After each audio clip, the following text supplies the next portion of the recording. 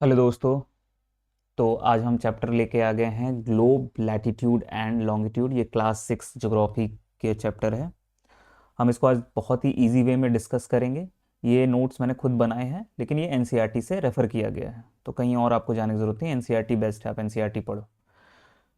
इस चैप्टर में क्या है, क्यों ये इम्पॉर्टेंट है, ये हम आज जानेंगे। तो पहले उससे जानने से पहले हम देख लेते हैं कि टेक्स्ट बुक के पीछे क्या क्वेश्चंस दिए गए हैं।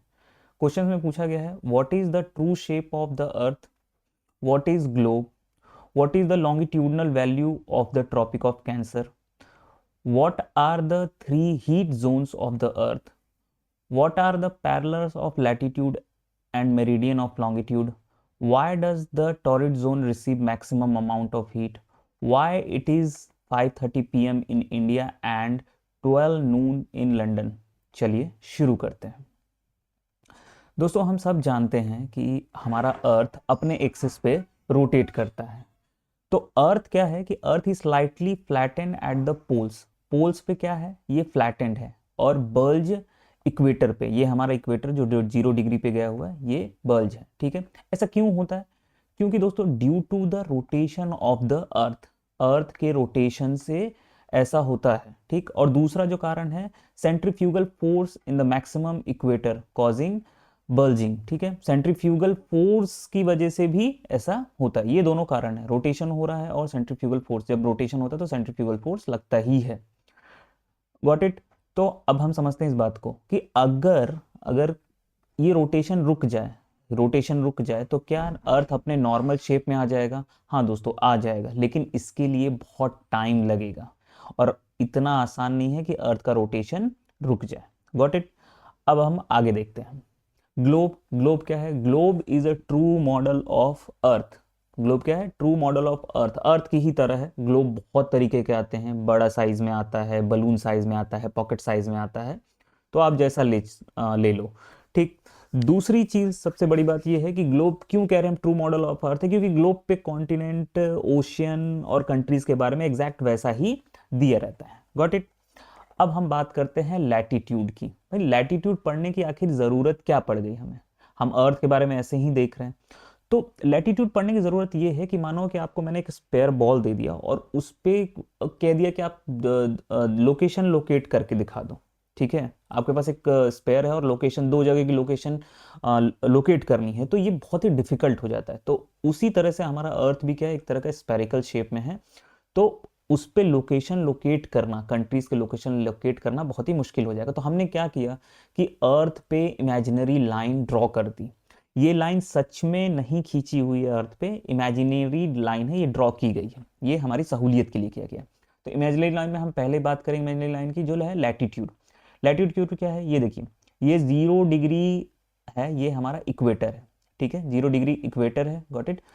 उसके बाद इसके ऊपर जो पैरेलल लाइंस गई हैं, ये सब क्या है, पैरेलल लाइंस हैं। ये भी इक्वेटर के बाद ये पैरेलल, ये सब हमारे क्या है, लैटिट्यूड ही हैं। अब इक्वेटर क्या होता है? The equator is a imaginary circular line and a very important reference point on the earth. ये क्या है, बहुत ही रेफरेंस पॉइंट है हमारा, इंपॉर्टेंट रेफरेंस पॉइंट है। हम रेफर करते हैं, यहाँ से शुरुआत होती है। ठीक है, इक्वेटर क्या करता है, अर्थ को दो हिस्सों में बांट देता है, नॉर्दर्न हेमेस्फीयर एंड साउदर्न हेमेस्फीयर। इक्वेटर ने क्या किया, देखिए, ये हमारा ऊपर नॉर्दर्न हेमेस्फीयर और ये नीचे साउदर्न हेमेस्फीयर, ये दो अर्थ को दो हिस्सों में डिवाइड कर दिया गया। All parallel circle from the equator up to the poles are called parallel of latitudes. कहने का मतलब ये है कि इक्वेटर से जितने भी ये पैरेलल सर्कुलर गए हैं, ये सब क्या है, सब नॉर्थ पोल तक या नीचे आप जाइएगा साउथ पोल तक, तो ये सब क्या है, पैरेलल ऑफ लैटिट्यूड्स हैं। अब इक्वेटर रिप्रेजेंट 0 डिग्री, हमने देख लिया इक्वेटर क्या करता है, 0 डिग्री रिप्रेजेंट करता है। Distance from the equator to the either poles is 1/4 of the circular round of the earth. कहने का मतलब ये है कि ये हमारा जो इक्वेटर है, यहां से नॉर्थ पोल या यहां से साउथ पोल का डिस्टेंस कितना है, 1/4 है, यानी 1/4 डिस्टेंस। तो हम सब जानते हैं कि अर्थ क्या है, कोई भी राउंड चीज क्या है, उसका 360 डिग्री होता है, 360। तो हम 1/4 से डिवाइड करेंगे तो क्या होगा, 90 डिग्री। तो 90 डिग्री हमारा नॉर्थ पोल हो गया या तो साउथ पोल हो गया। All parallel north of the equator is north latitude. जितने भी ये जो इक्वेटर के ऊपर लैटिट्यूड्स गए हैं इनको क्या हम कहेंगे, नॉर्थ लैटिट्यूड्स। और यहाँ पे जो नीचे गए हैं ये सब क्या है, साउथ लैटिट्यूड, क्योंकि इक्वेटर ने अर्थ को दो हिस्सों में बांट दिया है। समझ में आया, गॉट इट।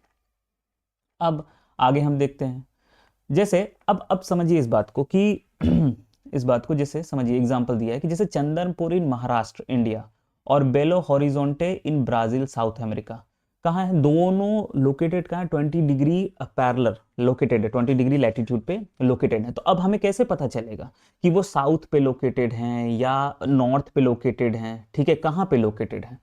तो इसी के लिए ये लैटिट्यूड हमें जरूरी है, और ये जो हमारा रेफरेंस दिया है इक्वेटर, इसने दो हिस्सों में बांट दिया, तो ये समझना जरूरी है, क्योंकि कुछ कंट्री यहाँ पे हैं, कुछ कंट्रीज नॉर्थ में है, कुछ कंट्रीज साउथ में है, ठीक है, कुछ कॉन्टिनेंट नॉर्थ साउथ, ये सब चीजें हैं, तो ये सिर्फ जानना पड़ेगा हमें, ठीक है, नीचे है कि ऊपर है। तो अब देखो इस बात को देखो, जैसे हमारा क्या है, चंदनपुर क्या है, 20 डिग्री नॉर्थ पे है, ठीक है, और हमारा जो बेलियो है वो क्या है, 20 डिग्री साउथ पे। तो वी कैन से दैट कि Chandanpur is situated 20 degree north और बेलियो इज सिचुएटेड 20 डिग्री साउथ। ठीक है, समझ में आया दोस्तों, ठीक। हमने लैटिट्यूड समझ लिया था, अब हम इंपॉर्टेंट पैरेलल्स ऑफ लैटिट्यूड के बारे में हम जानेंगे। ये जो ड्राइंग है दोस्तों ये ध्यान से देख लीजिए, क्योंकि ये काफ़ी इंपॉर्टेंट इमेज है। हम ये जानते हैं कि ऊपर नॉर्थ पोल है और ये साउथ पोल है, ठीक है, इक्वेटर 0 डिग्री पे है, हम ये जानते हैं। उसके बाद 90 डिग्री पे नॉर्थ पोल है, 90 डिग्री पे ही हमारा साउथ पोल है। There are 4 important parallel of latitudes, 4 important latitudes हैं हमारे, Tropic of Cancer, Tropic of Capricorn, Arctic Circle and Antarctic Circle. अभी क्यों इंपॉर्टेंट है ये हम जानेंगे। क्यों ये इंपॉर्टेंट, इसलिए कि हमें हीट जोन्स के बारे में भी जानना जरूरी है, कि कहाँ पे ज़्यादा गर्मी पड़ती है, कहाँ पे मॉडरेट है, कहाँ पे ठंड है, ठीक है, तो हम इसके बारे में जानेंगे। तो टोरिड जोन के बारे में हम पहले बात करते हैं। तो torrid zone, the torrid zone is the part of the earth lies between the tropic of cancer and tropic of capricorn. This zone receives direct sunlight throughout the year, so it is the hottest region of the earth. Let's see, हम discuss कर लेते हैं, इसके बाद देखते हैं torrid zone किसको कह रहा है, 23.5 degree north and 23.5 degree south, इसको हम टॉरिड जोन कहते हैं। क्यों टॉरिड जोन कह रहे हैं, क्योंकि यहाँ पे पूरे साल डायरेक्ट सनलाइट पड़ती रहती है और ये जोन क्या है, गर्म रहता है, ठीक है, इसको हम इसलिए टॉरिड जोन कहते हैं। The zone receive direct sunlight throughout the year, so it is the hottest region. यहाँ पे जो भी मतलब यहाँ पे देखिए कोई भी कंट्री इस रीजन में आ रही तो क्या बहुत गर्म गर्म मानी जाती है, कॉन्टिनेंट कोई भी इस 23.5 degree north to 23.5 degree south के बीच में आ रहा है, तो वो जो रीजन है बहुत गर्म होगा। क्यों, क्योंकि यहाँ पे जो सोलर रेडिएशन है वो डायरेक्ट है। उसके बाद हम टेम्परेट जोन की बात कर रहे हैं। The temperate zone is the region of the earth lies between torrid zone and frigid zone. It extend from 23 degree to 66.5 degree latitude in the both hemisphere. Both हम हमारे दोनों hemisphere, northern hemisphere and southern hemisphere, हम दोनों hemisphere में लिख लेंगे, ठीक है। The zone receive moderate sunlight, so the climate is neither very hot and not very cold. अब देखो दोस्तों, अगर बहुत ज़्यादा गर्मी कहीं पड़ रही तो वहाँ भी रहना मुश्किल है, ठीक है, और बहुत मतलब बहुत ज़्यादा ठंड भी पड़ रही तो वहाँ रहना मुश्किल है। तो ये जोन जो हमारा है टोरिड जोन और फ्रिड जोन के बीच में, ये जोन, इसको हम क्या कहते हैं, नॉर्थ टेम्परेट जोन। यहाँ पे सनलाइट डायरेक्ट नहीं पड़ती है और यहाँ पे मॉडरेट मतलब मॉडरेट गर्मी रहती है, और ना ज़्यादा गर्मी पड़ती है और ना ज़्यादा ठंडी पड़ती है। भाई ऐसा क्यों होता है इसके बारे में हम देखते हैं। हम जानते हैं अर्थ का शेप कैसा है उसकी वजह से, और अर्थ क्या है अपनी एक्सिस पे 23.5 डिग्री झुका हुआ है, ठीक। तो हम समझ गए इस बारे में कि हमारे जो 4 इंपॉर्टेंट लैटिट्यूड्स हैं उसके बारे में हम जान गए, ठीक। अब हम बात करेंगे लॉन्गिट्यूड के बारे में। अभी लैटिट्यूड सर आपने तो लैटिट्यूड बताया, अभी लॉन्गिट्यूड क्या बीमारी आ गई, अभी इसको जानने की क्या ज़रूरत है। तो इसको हम एक एग्जाम्पल से समझते हैं। देखिए जैसे टोंगा आइलैंड है in Pacific ocean and Mauritius island है, वो भी पैसिफिक ओशियन पे ही है, और वो सिचुएटेड कहाँ है, 20 डिग्री साउथ पे, यानी सेम लैटिट्यूड पे सिचुएटेड है। तो मैं आपको बता दूं कि आपने पूछा दोनों आइलैंड के बारे में, मैंने बोला कि दोनों आइलैंड एक ही जगह पे है, तो आपको अगर जाना है तो आप कैसे जाओगे वहां पे, पहुंचोगे कैसे? तो आप पूछोगे ना मेरे से कि सर वो किस डायरेक्शन में, ईस्ट डायरेक्शन में है या वेस्ट डायरेक्शन में है, किस डायरेक्शन में है, तो ये जानना जरूरी। तो ये जो प्राइम मेरिडियन है, ये जो प्राइम मेरिडियन, इसने क्या किया है, अर्थ को दो हिस्सों में बांटा है, इसने भी अर्थ को दो हिस्सों में बांटा है। एक तरफ क्या है, नॉर्थ, सॉरी, एक तरफ ईस्ट है और एक तरफ वेस्ट है, ठीक। अब देखो, unlike the parallel of a latitudes all meridians are equal length, ठीक है, जैसे पैरेलल्स ऑफ लैटिट्यूड है, ठीक है, पैरेलल्स ऑफ लैटिट्यूड इक्वली थे, तो यहाँ पे जो मेरिडियंस है ये भी क्या है, इक्वल लेंथ के ही है।